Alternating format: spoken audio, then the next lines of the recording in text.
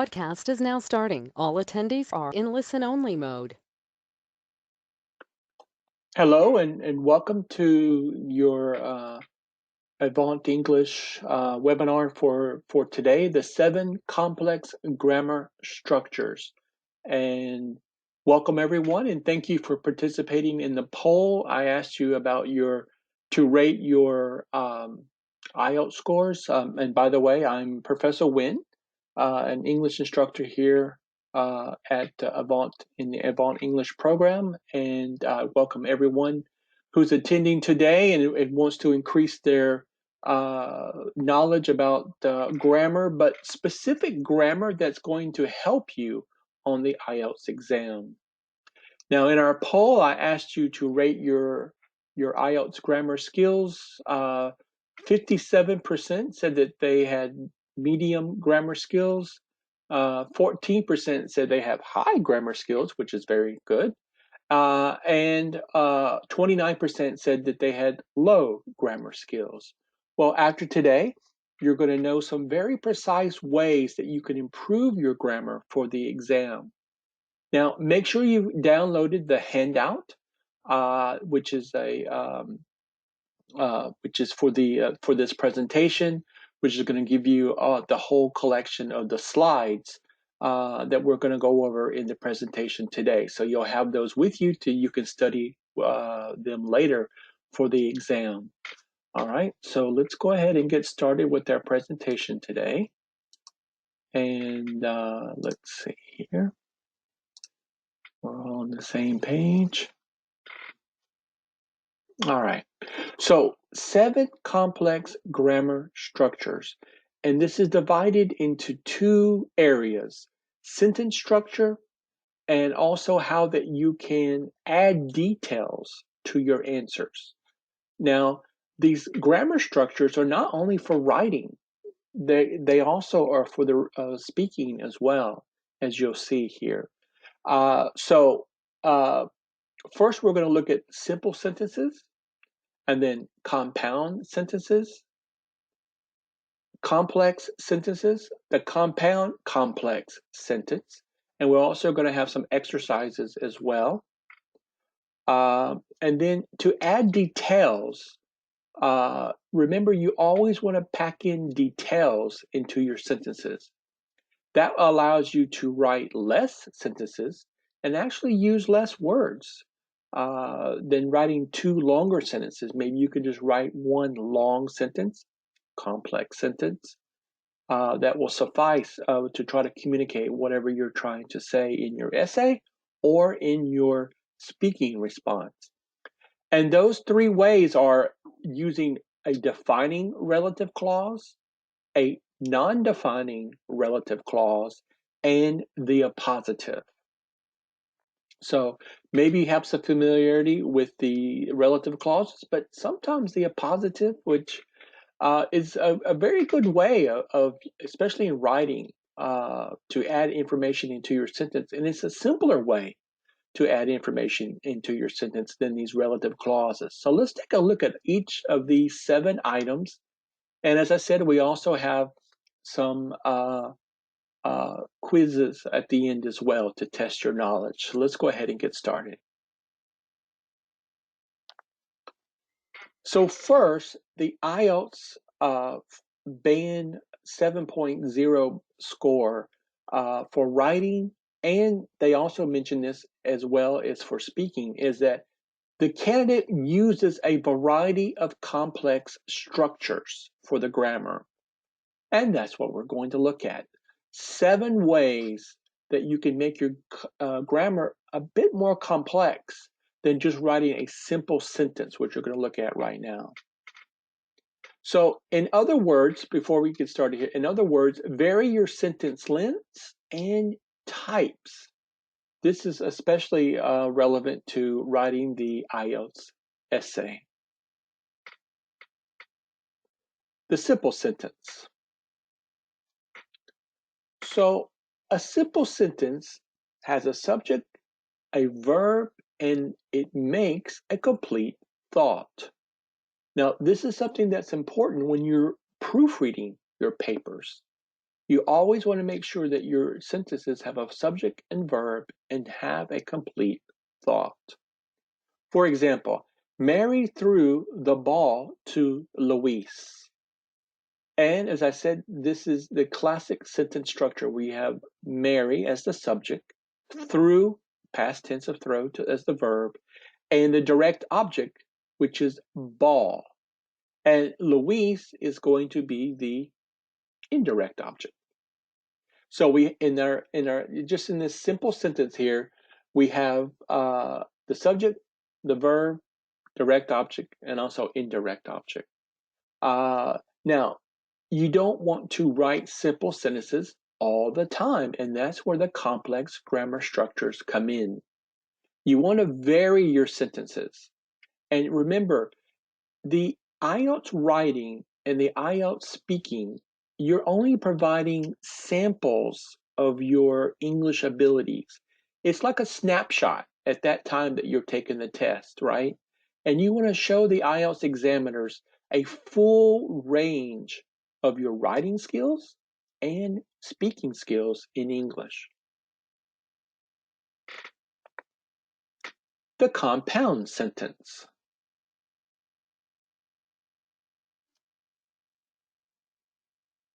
So a compound sentence is made up by joining two independent clauses together with a conjunction.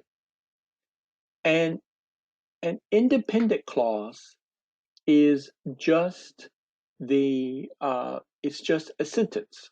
An independent clause is a sentence. Okay.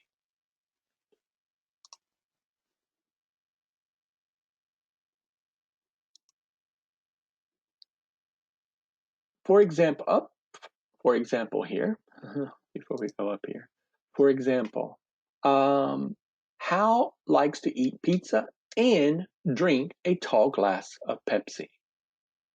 So we have on the one side of the conjunction and, Hal likes to eat pizza, and then on the other side, drink a tall glass of Pepsi. Number 2, Gertrude has a perfect grade in French, comma, but she doesn't in geometry.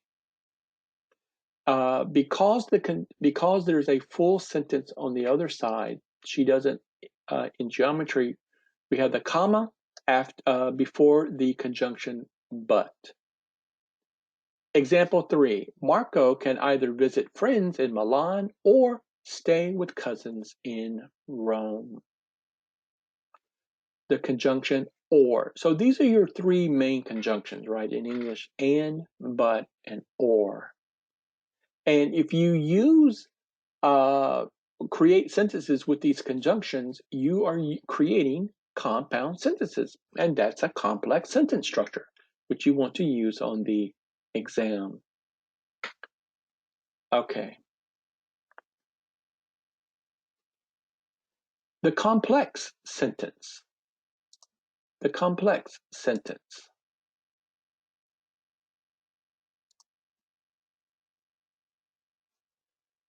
A complex sentence is made from combining the independent clause, which is, as we know, a regular sentence, with a dependent clause. Now, a clause is just a group of words that have a subject and verb, but they can't stand alone. They need help from the independent clause. Let's look here. Example 1, before leaving for work, comma, Amanda fed the cat, a very big cat. So before leaving for work, that is your dependent clause.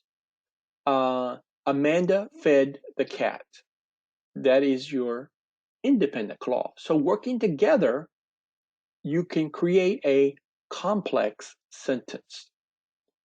You can also turn the sentence around, and you can put the independent clause first, Amanda fed the cat, and then the dependent clause afterwards, before leaving for work. And notice that when you switch the sentence around and you put the independent clause first, there is no comma separating them, right? You don't have the comma there. So you can write it in both ways. And that shows the flexibility of your writing. And that's something the IELTS examiners are looking for. How flexible are you? How knowledgeable are you in using English? So you might want to consider that when you're writing, is to once use it with the dependent clause first, and then using the uh, um, independent clause last, and then switching it, flipping it around, and then flipping it around. Okay.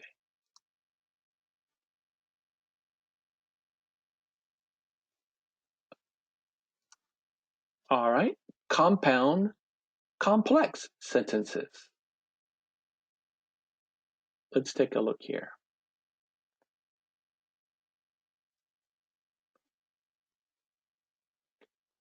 Now we're entering a whole new realm here, a little bit more sophisticated writing that takes place.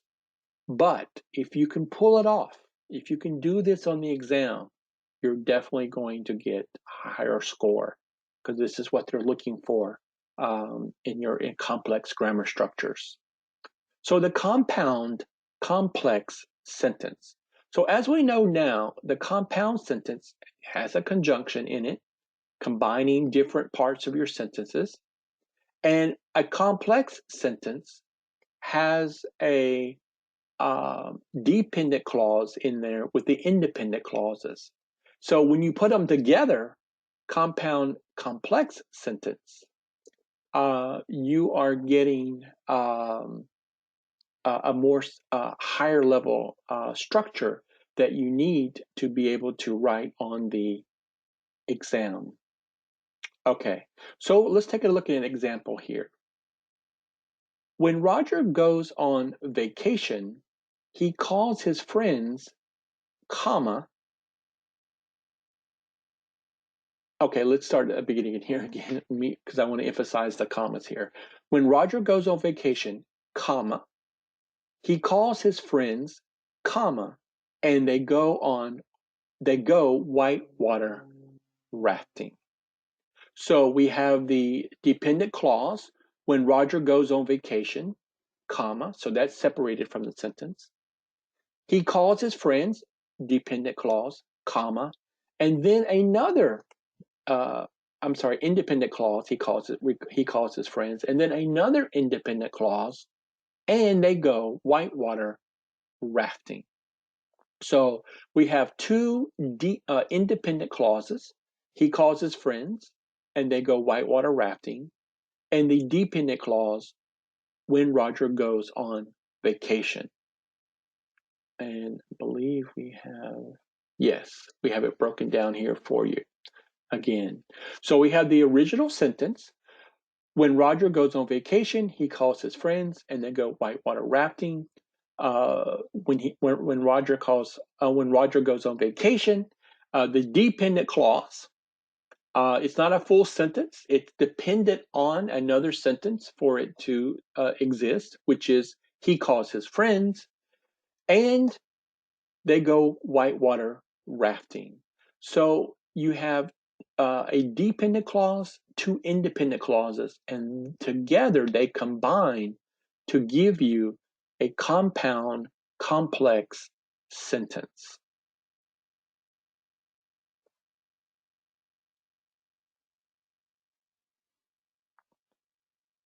All right, so those are the sentence structures that you can use to liven up, to make interesting, to make more appealing or compelling your sentences when you write. Some of them also could be used when you're speaking as well, and you want to use complex grammar structures when you're speaking. But of course, all of them can be used when you are writing. Okay. Now we're going to look at adding details. If there's something I always emphasize with my own students on the IELTS exam is the need for details. The more detailed, the more descriptive that you are on the exam, the higher your score is going to be because you're being more accurate and you're making it more interesting.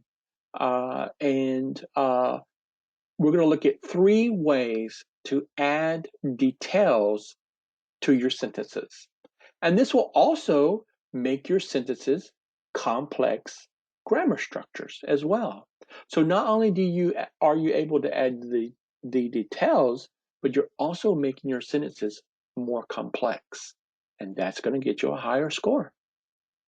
So first, we're going to look at the relative clause that are defining. There are 2 relative clauses. There are defining clauses and then non-defining clauses. And then as you're going to see, we're going to break them down for things and for people. All right, let's start with people first. So a defining relative clause. When you think of defining, always think of essential information. Essential information about a person or thing. That means this is information that we need in a sentence to understand what the writer is telling us about. For example, let's look at for people to start off with. So when we're writing, we could say the boy who is playing on the carousel is Brad's son. The boy who is playing on the carousel is Brad's son. So which boy is it? Well, it's the boy playing on the carousel. So this defines which boy that we're talking about. You have all of these children on the carousel and you're trying to find out, well, which boy are you talking about? Well, it's the one who's on the carousel. So this tells us it defines boy, and therefore it's called a defining relative clause. Now, in spoken English, we could use who, but often we use that. And you would say the boy that is playing on the carousel is Brad's son. So with spoken English, we often use that. You can use who, but it is often that we use that. And so these are examples of defining relative clauses with people. With people.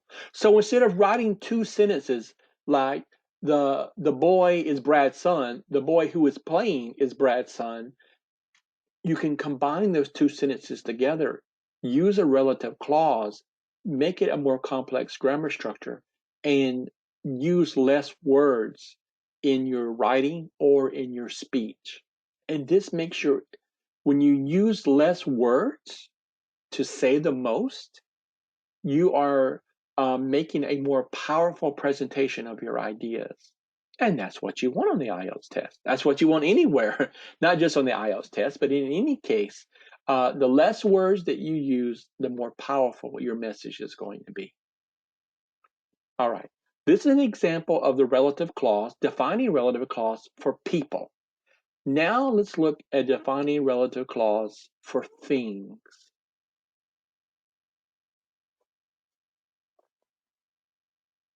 So as we know, a defining relative clause gives us essential information about someone or something. And now let's look at an example of things. This is the artwork that caused such surprise among critics. So when you're talking about things in a defining relative clause, we need to use that. A good rule is for people use who, and for things use that. Now, as we said, that when you're speaking with the defining relative clause, we often use that, which is fine. But if you break it down for who for people and that for things, it may be much easier to remember how to make these clauses. So this is the artwork that caused such a surprise among critics. That caused such a surprise among critics tells us about the artwork. It defines, it identifies the artwork we're talking about. And with the defining relative clause for people, for things, use that.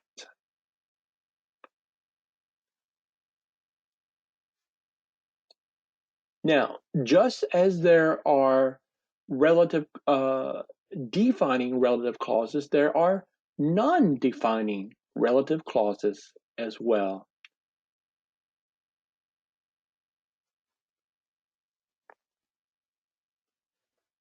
Again, there is a breakdown between people and things for the non-defining relative clause. Now, in general, a non-defining relative clause gives us extra information in the sentence. We don't really need to know this information to understand what the writer or the speaker is trying to tell us, but it's helpful.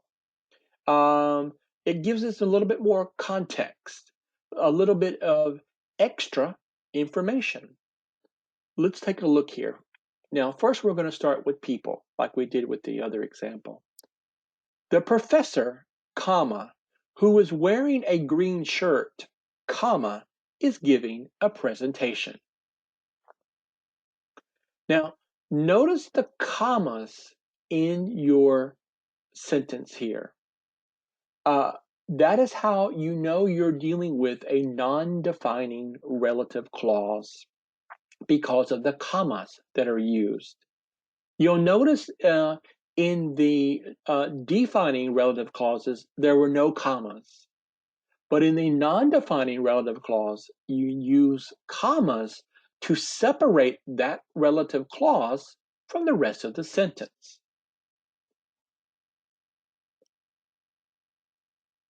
And for non-defining relative clauses, we can only use who. So as I said, for a fast rule, for people, if you always use who, you're going to be safe with the correct choice. All right, that is for people. Now let's look at non-defining relative clause for things.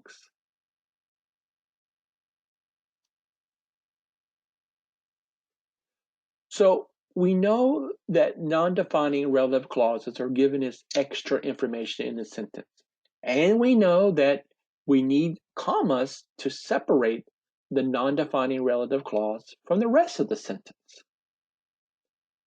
Let's take a look example here now for things. Now for things, you can only use which. For example, that sports car, which cost $200,000, is how the bank robbers escaped. So the extra information is about the sports car, right? It cost $200,000. Well, we don't need to know it cost $200,000 for the to understand that the bank robbers used it to get away. It's therefore extra information. It adds a little bit more context, more details. And as I said earlier, details, details, details. Make sure that you give details in everything that you write and everything that you say on the IELTS test. This is going to help you get a higher score.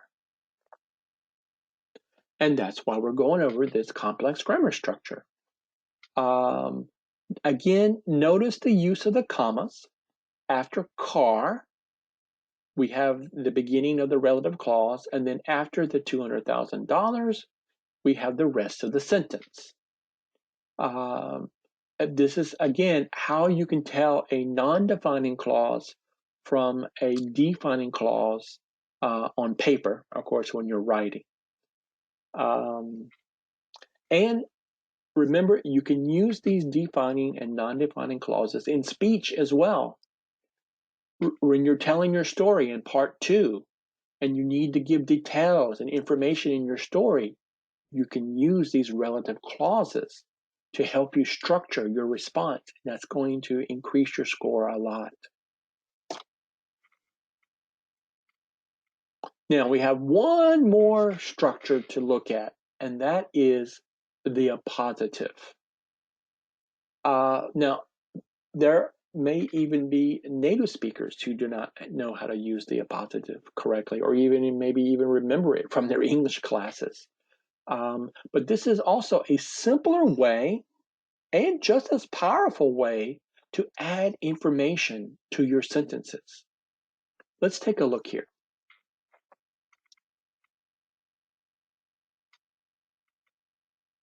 So an appositive is a noun or pronoun that immediately follows another noun or pronoun to identify or explain it.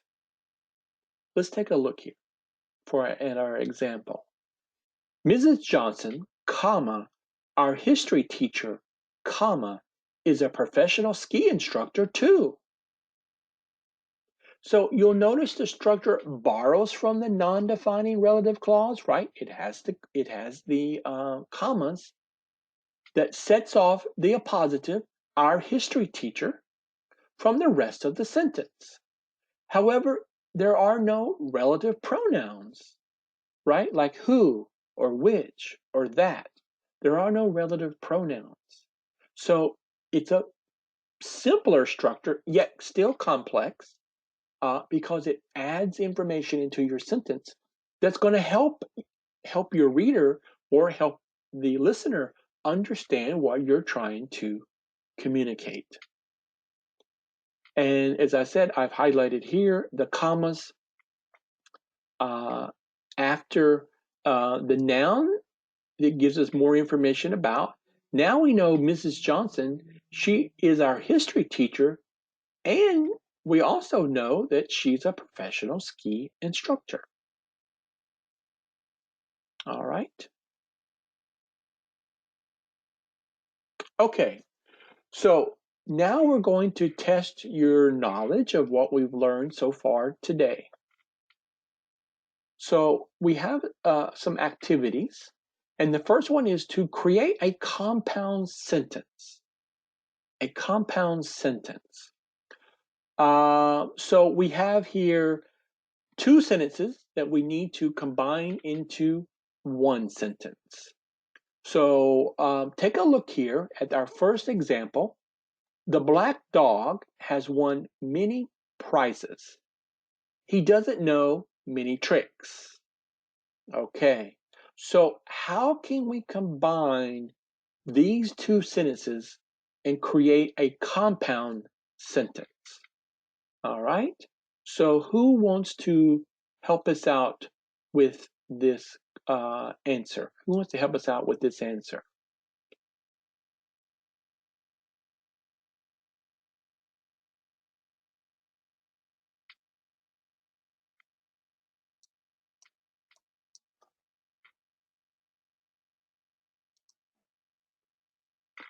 Let's see, Monica?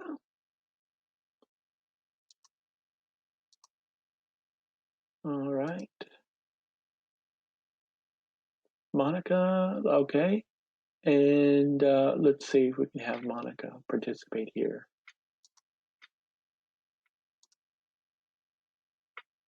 Hello, Monica? Monica? Let's see, I'm trying to mute it. It doesn't seem to be cooperating this morning. Okay. So Monica says the black dog has won many prizes, but he doesn't know many tricks. Okay. And the only thing I would add, Monica, is make sure that you have a comma before the but. All right. We need the comma before the but in your sentence. Let's take a look here.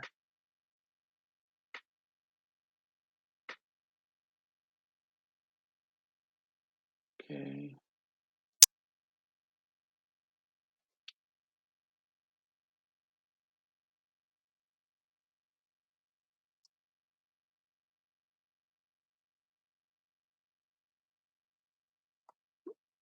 Okay. All right. So uh, Monica has the right sentence here that we need. Um, but you would say the black dog has won many prizes, comma, but he doesn't know many tricks. So we have a contrast here, right? And but is what we use for a contrast. So very good, Monica, but make sure you have the comma before the but, because on the other side of the but, you have your full sentence. And when you have a full sentence on the other side, you need to put the comma in there. All right, let's look at number 2. You can make a big poster. You can make a little marble statue. All right, we need a compound sentence here. Who has the answer for this one? A compound sentence for number 2.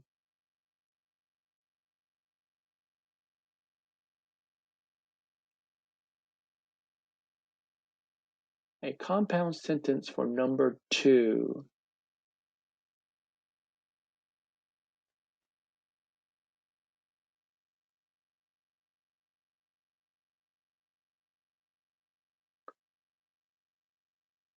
All right. Anyone? Oh, okay.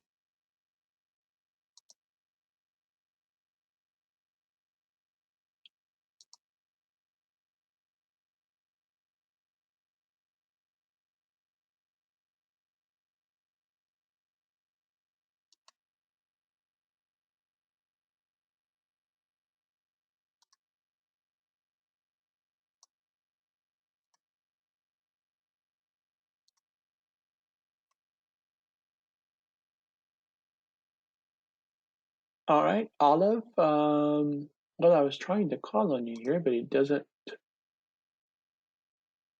The unmute is not working for some reason today. It doesn't seem like. Hello, Olive. Go ahead. Yes, All right, Olive. you What sentence would you come up with?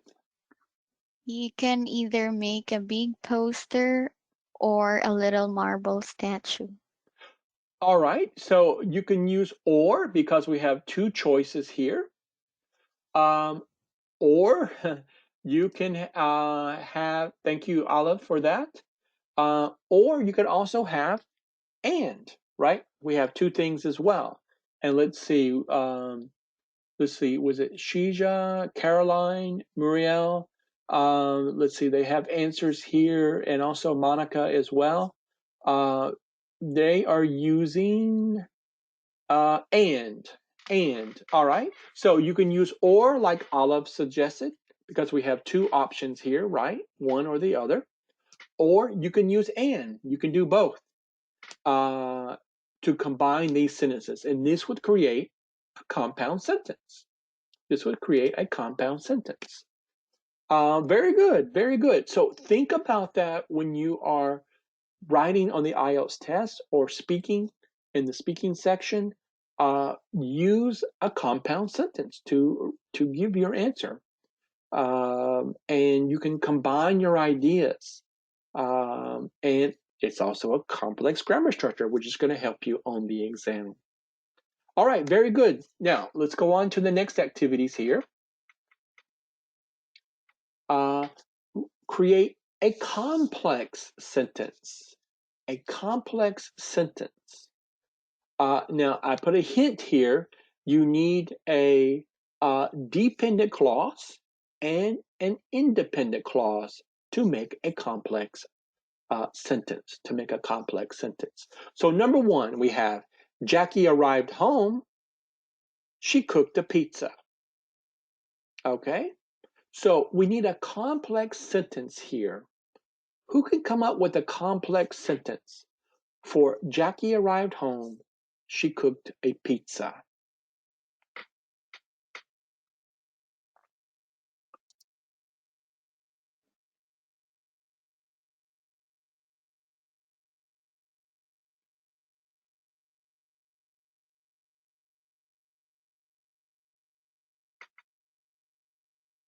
Who has that one? Anyone raise their hand for this one?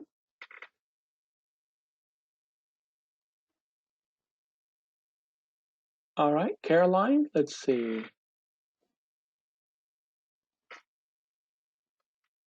Caroline, can you unmute yourself or?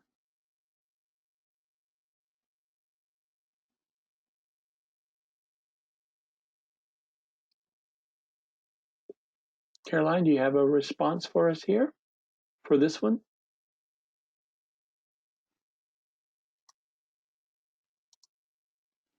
Who has a response for this one? Jackie arrived home. She cooked pizza.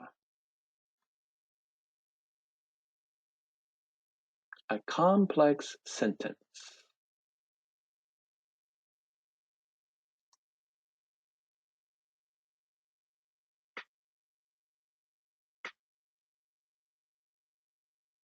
Okay.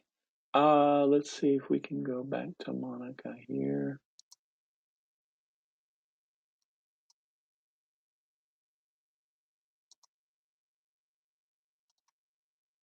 All right, Monica, can you unmute? Okay, Monica, can you Yes. hear me? All right, what's your sentence you have for us? When Jackie arrived home, she cooked a pizza.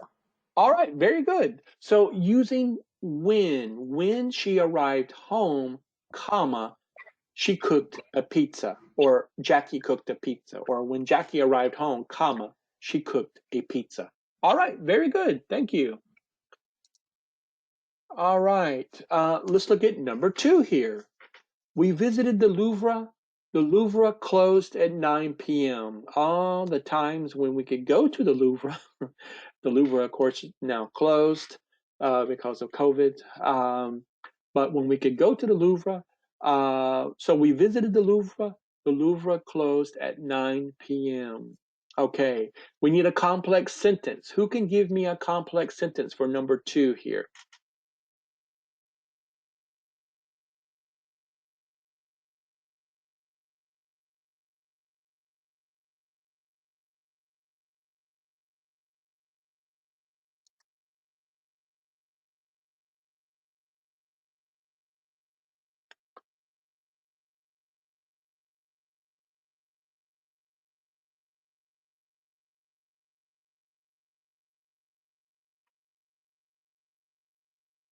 Well, Muriel, let's take a look at this one here. Let me see, Muriel. All right. All right, Muriel. Hello, Muriel. Go ahead. Can you hear me okay? Yes, sir. Okay. Now, I see When we you. visited the Louvre, Go it ahead. was closed at 9 p.m. So say it again. When we visited the Louvre, it was closed at 9 p.m. All right. Well, I think and someone else has a something else. What else is it? How's another way to say this? Because did you go to the Louvre before or after it closed?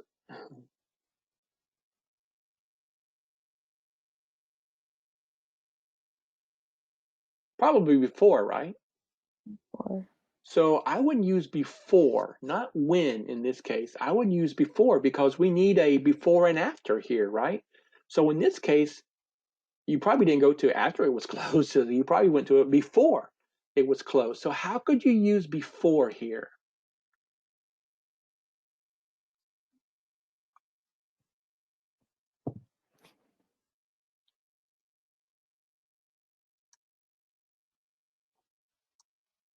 What do you think? How could you use before here? And remember, you can either put the independent first or the dependent first. You can switch around the sentences.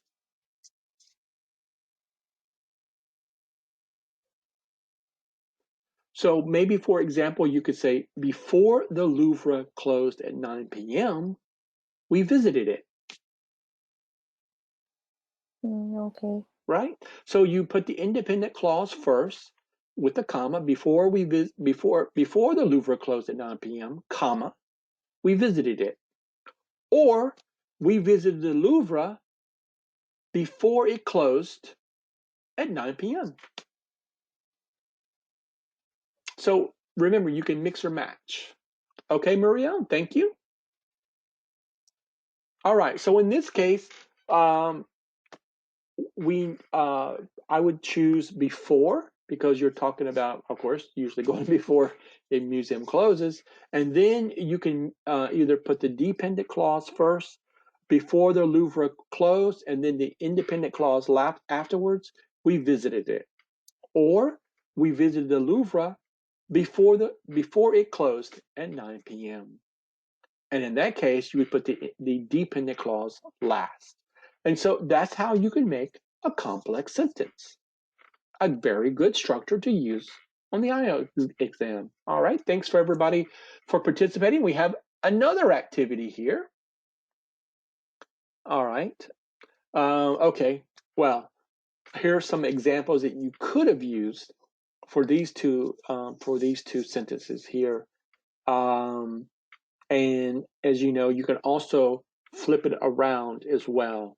And so you can change it up, which is a good thing to show the IELTS instructor or the IELTS examiner on the test. Sometimes you could use it before with the when or after Jackie arrived home, and then maybe you can use it afterwards as well. So you can mix or match, but it's a good structure to use on the exam. Okay.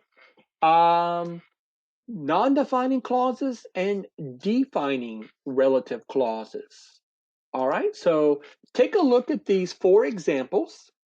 I'll give you about a minute to look at these 4 examples and think in your mind, okay, which one is non-defining and which one is defining? All right, and then we're going to look at the answers.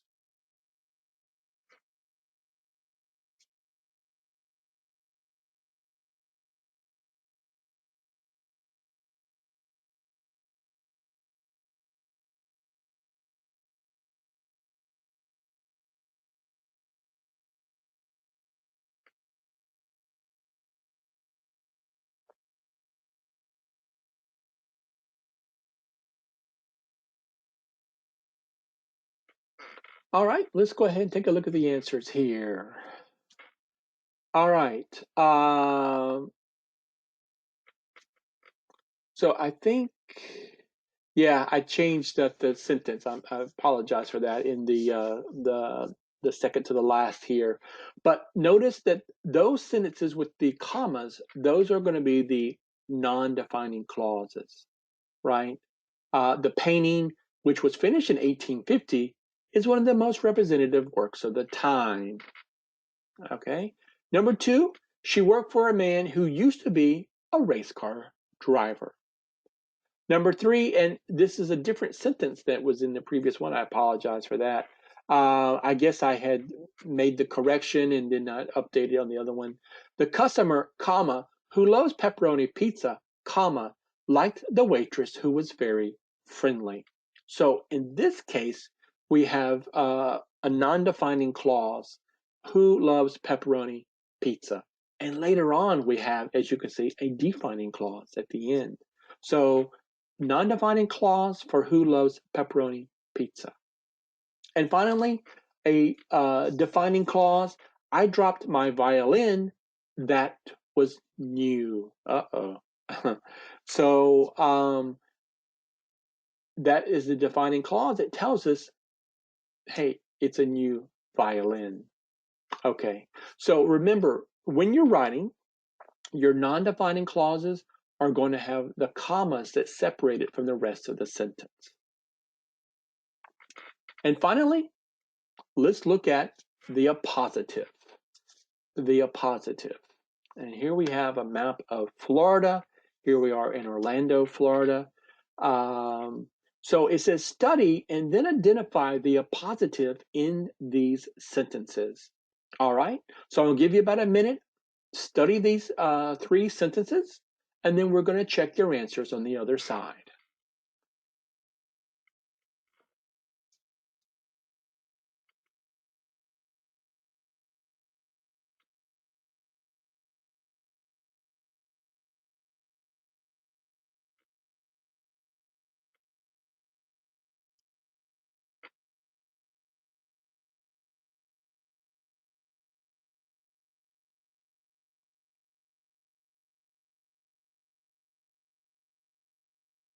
Okay, let's take a look at the appositive and see how well you did.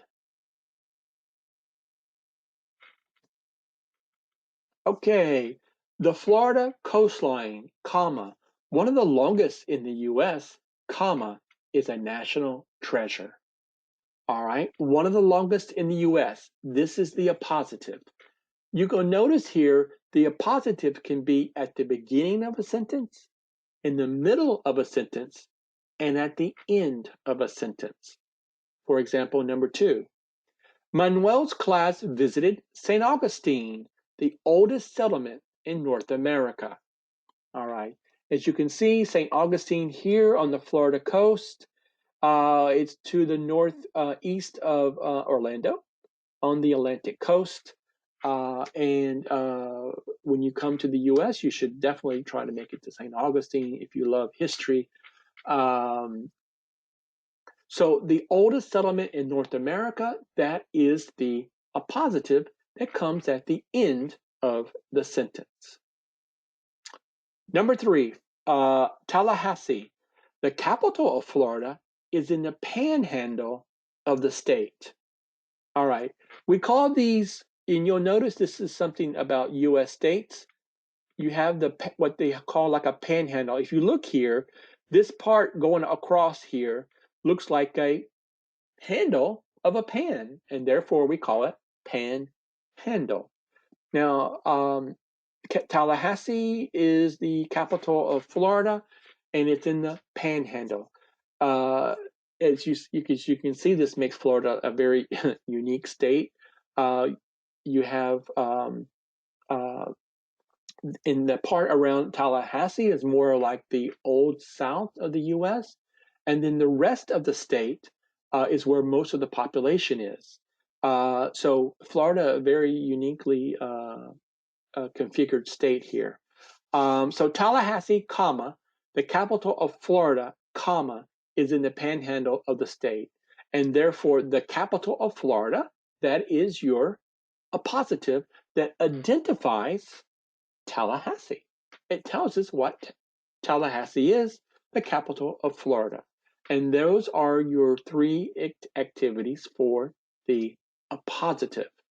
Notice that there are no relative pronouns.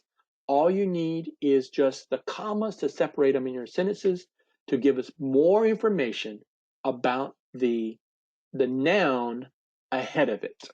In this case, Tallahassee. All right. So that is our review of the 7 grammar structures, 7 complex grammar structures, excuse me. We looked at this simple sentence to beginning, and then we became a little bit more complex, as you could see, gradually, progressively complex as we went through the presentation.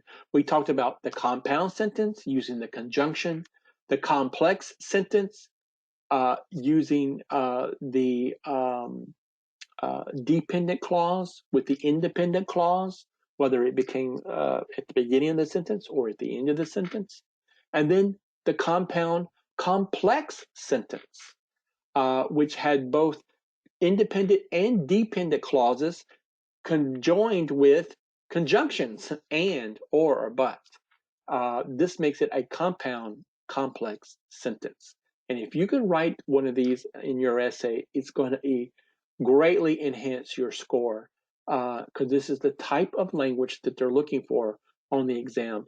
Not in every sentence, but periodically sprinkle in a compound sentence, a complex sentence, a compound complex sentence to add variety to your sentences, make your sentences more lively and more appealing, and also to be able to, of course, explain your answers on the IELTS essay exam, or, as I said, these also can be applied to the speaking test. And finally, we looked at ways to add details to your sentences on the IELTS exam using the defining relative clause, the non-defining relative clause, and the appositive.